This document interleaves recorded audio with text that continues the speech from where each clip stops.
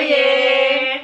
Hoje, apesar desse sorriso aqui de todo mundo, a gente vai falar de um assunto sério, polêmico, que é a série 13 Reasons Why. Que são 13 motivos pelos quais a Hannah comete suicídio. E já aviso desde já, tem muito spoiler, tá? Então, a gente vai começar a primeira e a segunda temporadas. Exatamente. Então, se você não assistiu as duas ainda, vai lá, assiste e depois volta aqui pra entender o nosso, nosso questionamento e conversar, comentar aqui embaixo também.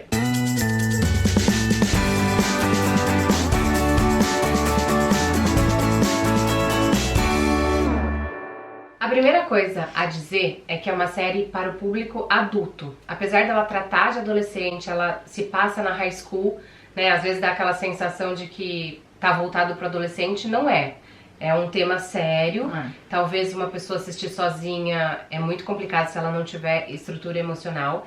E eles na série avisam isso, que é voltado para outro público adulto, ou para você assistir acompanhado. Apesar disso, né, de não ser voltado especificamente para esse público, eu achei assim de extrema relevância e de verdade muito importante, não só para os adolescentes verem e aí acompanhados dos seus pais, mas principalmente para os seus pais verem.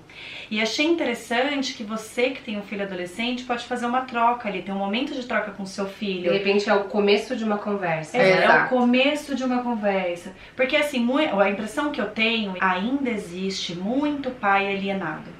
Nossa, na minha época, posso dizer assim, categoricamente, a minha mãe era alienada. Minha mãe não tinha noção e a gente não tinha esse nome bullying.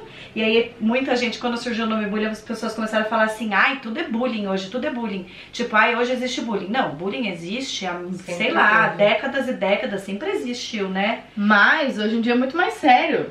Hoje em dia tudo cai na internet, roda muito rápido, é eternizado. E uma hora que você acha que acabou a coisa, aquilo lá pode voltar de novo. Também tem a percepção que às vezes o adolescente vê o pai, assim, tipo, meu pai não entende nada, meu pai tá muito distante. Então, de repente, assistir a série traz ali num lugar comum pra começar um diálogo. Concordo. Porque eu acho que não tem muito também essa abertura. Como você chega em casa da escola e fala assim, nossa, pai, o pai lá com seus problemas de adulto, que tem que pagar conta, que tem problema no trabalho, ou que tá sem emprego, e ai, porque fulana postou a foto da ciclana, e sei lá, uma coisa que você vai falar assim, ai, coisa de jovem, sabe? Eu acho que o adulto também não tem noção do quão grande isso pode ser na cabeça de um adolescente. Ser ridicularizado pela escola toda, né? Essa coisa de... E tipo, filho, vai lá e resolve com seu amigo. Outro dia a Bruna falou assim, 7 anos só. Ai, porque eu cheguei no parque e a menina do 3º ano falou assim, você sai daqui, porque o parque é só do 3º hoje, sei lá. E fez alguma coisa que ela se irritou, assim, se incomodou. Eu falei, filha, resolve, vai lá e fala assim, não. Você quer tirar dúvida? A professora tá ali, você pergunta. Hoje ela falou que tava liberado pro 2º. Então, até que ponto eu posso também falar, filha, vai lá e resolve? Porque ela vai parar de trazer isso pra mim. Né? Exato. Minha mãe não vai dar bola, né? Ela vai achar que é bobeira, que é assunto de criança, de adolescente, e tipo, não vai ligar. Esse negócio que você falou, eu tava pensando em mim, assim, eu vou contar. Ai, meu Deus, são coisas do adolescente. É engraçado, porque é isso. Quando eu vi a primeira série, que saiu e foi realmente aquele boom, tipo, nossa, vamos assistir. Eu lembro que eu fiquei 3 dias e nos últimos capítulos eu só chorava, gente. Eu fui pro banho e eu falava, Fê, primeiro que eu vi muitas situações muito parecidas, eu vivenciei situações parecidas, óbvio que lá é tudo muito forte, né, muito extremo. Mas parecidas no sentido do sentimento da Hannah, sabe? Da forma como ela se sentia, daquela coisa assim, não vai mudar, eu já tenho essa imagem perante as pessoas. E é engraçado que eu remeti a coisas que eu vivi na minha adolescência. Uma vez eu tava na escola e um menino X, tipo, o legalzão da escola, passou por mim, a gente tava num grupinho, sei lá, passou por mim e passou a mão na minha bunda. Que absurdo. Como é que eu chego pra minha mãe? Comigo num clube. E posso te falar uma coisa? Depois, eu que deixei, eu era fácil, e ficou aquela imagem. Tinha de fato um grupinho de pessoas ali que, tipo, eram os mais populares, que achavam que, tipo, eu era a galinha da escola, entendeu? Podia, né? E que podia. E numa hora dessa, o que você faz? Eu vou fazer... Gente, o que você fala pra sua mãe? Eu vou chegar na casa e falar assim, ai mãe, então, sabe, o João passou por mim e passou a mão na minha bunda. E aí, não tem muito diálogo. Só que isso é uma coisa que você for ver, tipo, não é nada, ai, me poupe. Mas é uma coisa que eu levei durante muito tempo na escola. Porque as pessoas me olhavam, porque ficava essa aquele injustiça, grupinho. né? Esse sentimento de Que é, por exemplo, a primeira injustiça ali que aconteceu com a Hannah, que foi o negócio da foto. Então ela foi lá, ficou com o menino bateu a foto, o amigo foi lá e distribuiu pra... Então ela ficou com a fama, porque não, a foto mostrou a calcinha, então eu fiz mais do que aquilo. E é engraçado isso, porque daí você começa a remeter, eu comecei muito a remeter com coisas assim comigo, com as minhas amigas, coisas que de repente ali a gente não tinha tanta percepção e hoje eu já vejo de uma forma diferente, o que é assédio, o que não é assédio. No caso era um pouquinho diferente, porque eu via as outras que o pessoal passava a mão na bunda e eu não ficava com ninguém, eu não beijava ninguém, eu não namorava ninguém. Então um dia, minhas amigas mulheres me sacanearam assim, ela é sapatão. Nossa, que... Se isso pega... Então... E se isso pega? Gente, me fala. Muito besta, né? E se fosse hoje, com a internet? Isso. Que tamanho que isso podia virar? E as pessoas são muito mentira que vira maldosas, verdade. sem pensar no outro, né? Eu acho que a série mostra muito isso. E você sabe que me pegou mais o pensamento, a reflexão e tudo mais do ponto de vista dos pais. Eu ficava analisando muito como era cada família e como isso refletia em cada adolescente. E, por exemplo, nos pais da Hannah, eles pareciam viver bem e tudo mais, mas era uma coisa assim, eram permissíveis demais, não tinha a menor ideia do que se passava com ela. Achei super estranha a situação de que ela fez bullying em outra cidade e aí todo mundo de repente se mudou numa coisa meio vamos recomeçar. Como que é isso, sabe? Você não tratar, não lidar com problema nenhum, vamos pra outra cidade. Só que até um certo ponto da série, eu achava que realmente não tinha problema ali com os pais. Porque os dois conversavam com ela de uma forma carinhosa. E aí, filha, tudo bem? Abre a porta do quarto. Como é que tá? No primeiro momento, eles pareciam super normais, né? Não, mas o que me chamou a atenção é isso. De como a nossa atitude, a nossa condução afeta na formação. Isso. Não, e a gente muitas vezes não dá a devida importância, né? Eu acho que isso, a gente não vai conseguir 100%. O começo ali da série, os primeiros, eu vou falar por mim, eu assisti 6 episódios numa sentada, depois eu passei meses sem ver nada e agora eu retomei e assisti o final da primeira e a segunda. Naquele começo era aquela coisa assim, meu Deus do céu, essa menina é psicopata. Primeira coisa, psicopata. Porque ninguém como é que faz isso? Arquiteta isso pra... Não, e ela, geral, né? Geral. Só que aí, no fim, você percebe que a série só fez aquilo pra mostrar o quanto cada coisinha pequena faz fazer o negócio. O quanto cada história de cada família faz a pessoa ser assim, ou um drogado ou um cara que, tipo... Um estuprador. E que tem toda a liberdade do mundo, não acontece nada com ele tem muito dinheiro. Mas é a personalidade, com a circunstância, com a criação, isso, né? Tudo. Que é o que o final ele mostra do Bryce, né? Que como a família, que ele só viaja e que ele traz isso no final, mas você nunca tá aqui. É o típico pai que suporta no material, né? Isso. Assim, a mãe fala, mas você está fazendo coisas que eu não reconheço em você, mas você não me conhece mesmo. Do tipo, a gente não convive. Não, cada um, né? Daí, por exemplo... E você vê que ele tem uma ferida também. Ele tem uma ferida. Ele tem uma ferida gigante de que ela sempre estava ausente, o pai também. Ele sempre estava sozinho. Eu achei muito interessante no final, com todos...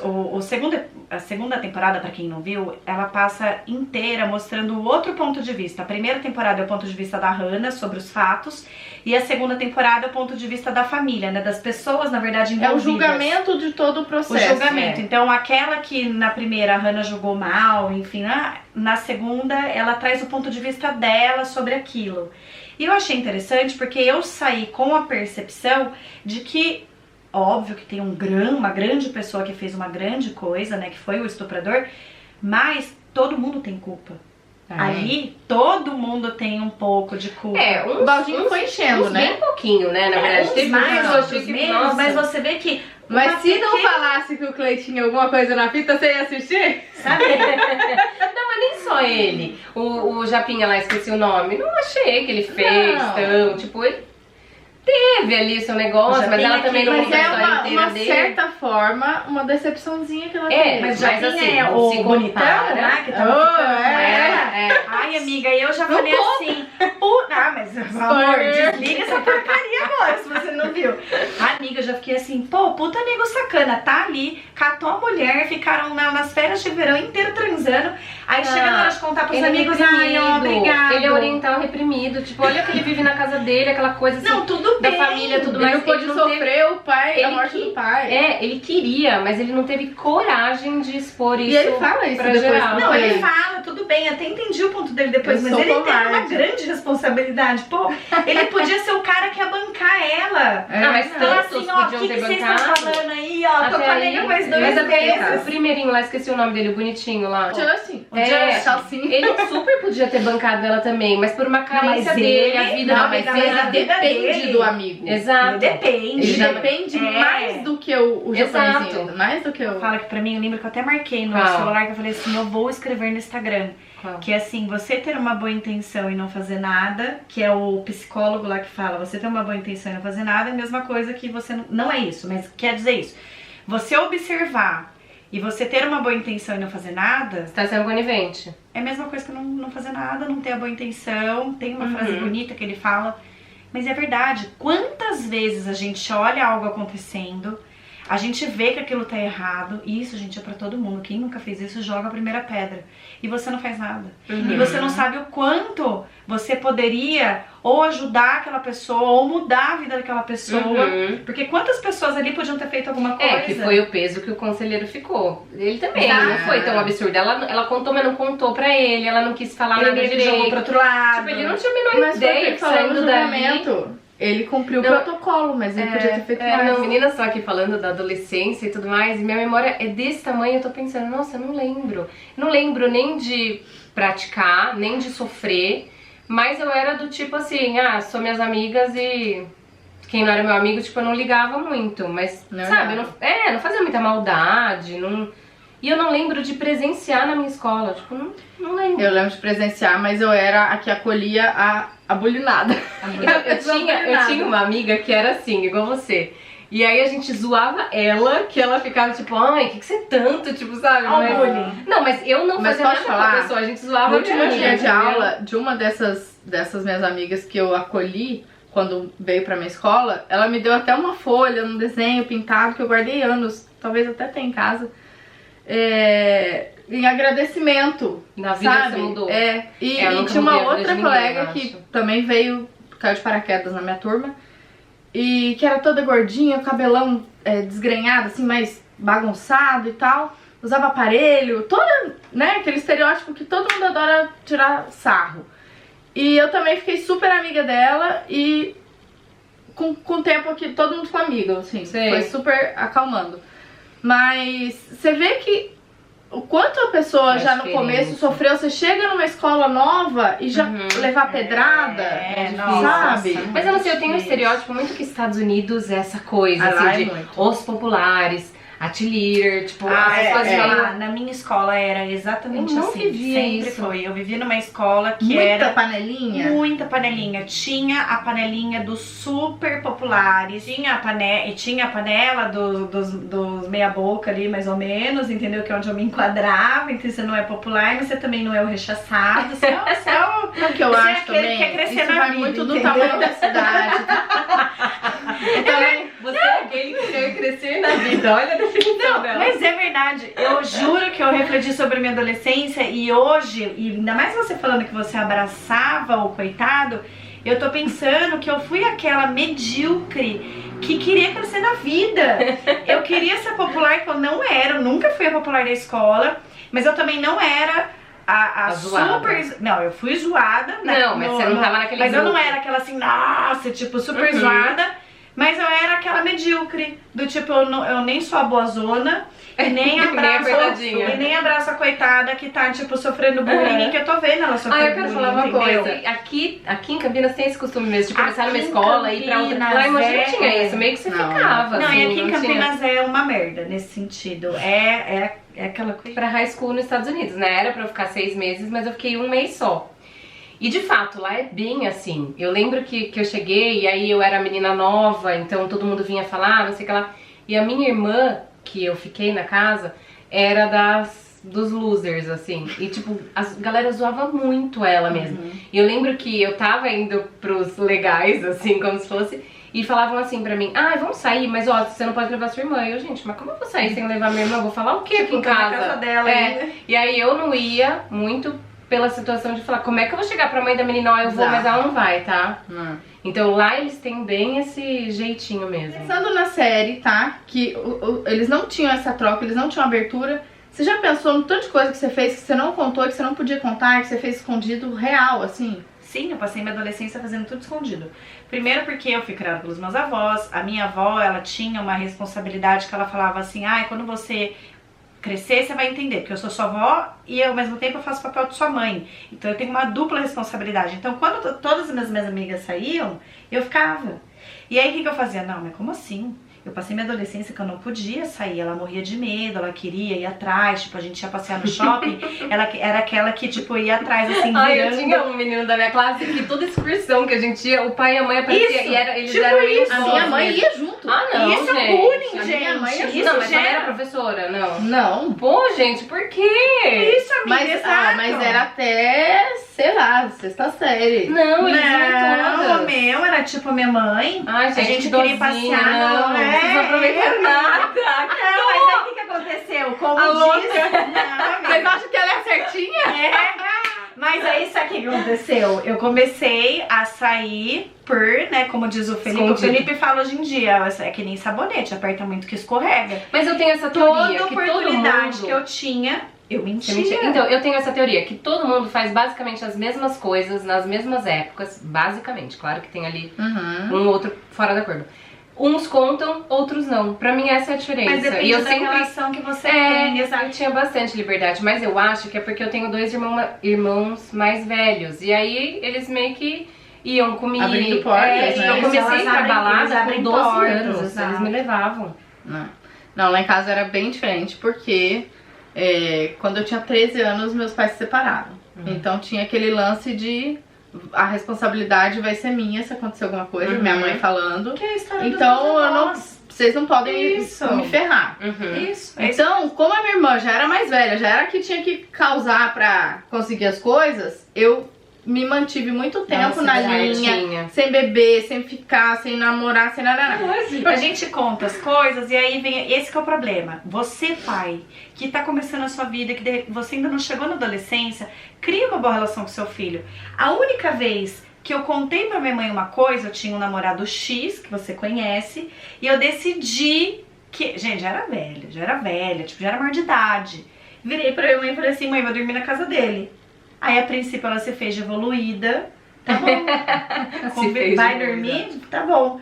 Chegou meia-noite, 1h da manhã, ela ligava. Volta agora! Você não vai dormir se você não voltar. Juro por Deus, tipo, louca, E aí, o que você varrida. Eu lembro que ele, tipo, se recusou, ele vai embora. Ai, meu Deus. Catei a chave do carro dele, fui sozinha, nem sabia dirigir direito. Dirigia muito mal, porque não tinha carro na época.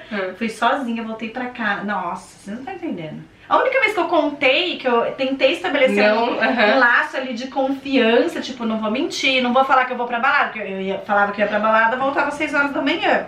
Fui pra balada, entendeu? Dormia lá e acordava. E aí aconteceu isso.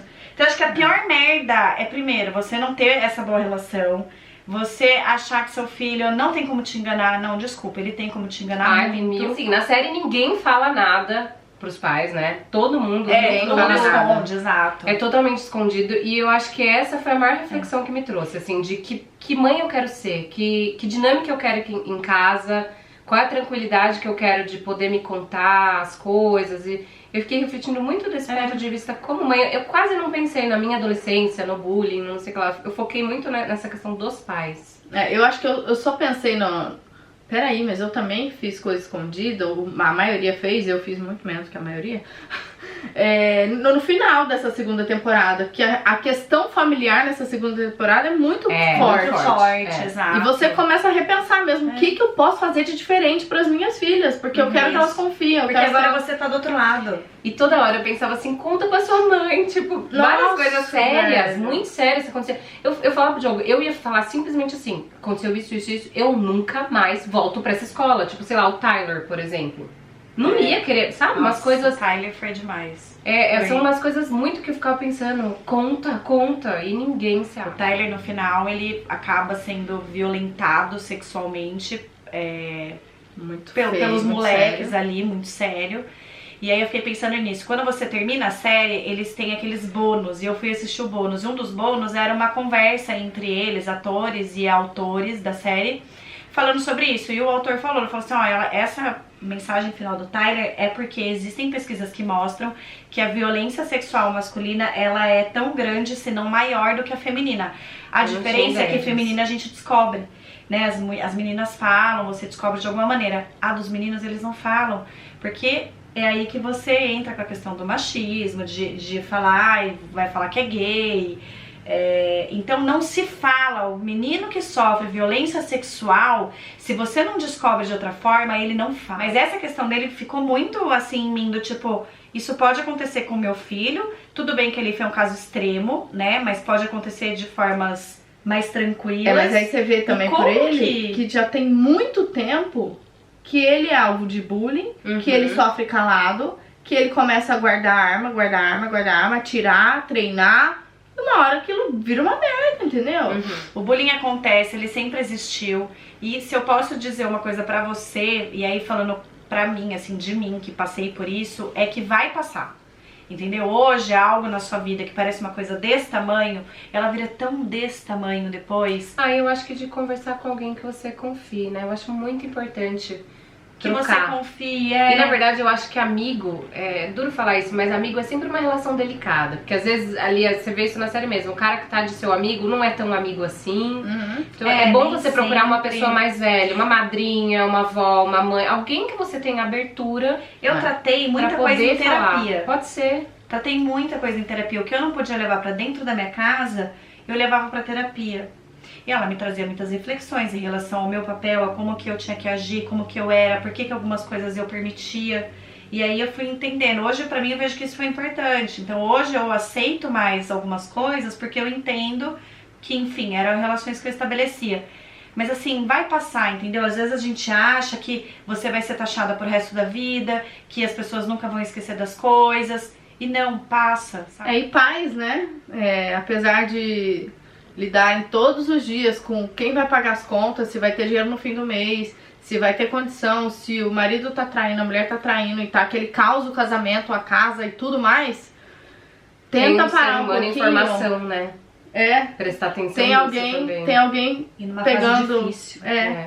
Pegando, é uma esponjinha, né? Absorvendo um pouquinho de tudo isso. E ela, naquele papel dela, ela sabia que o problema dela era muito pequeno, porque eles tinham coisas muito sérias pra resolver. Financeiramente. Então eu acho que de certa forma ela não queria incomodar, preocupar os pais com bobeira, porque ela sabia que eles tinham muita coisa muito mais séria pra decidir. Eu acho que a gente passar, né, assim, tentar criar equilíbrio emocional nos nossos filhos, eu acho que é o que a gente pode dar de mais rico pra eles. Porque isso é uma ferramenta pra enfrentar a vida inteira, né? Espero que vocês tenham gostado. Deixa aqui embaixo o que vocês acharam, o que vocês tiraram da série. E não se esqueçam de curtir, compartilhar e comentar. Beijo! Por mim, a gente ainda fazia mais uns 50 minutos de vídeo. Chega, Thalita!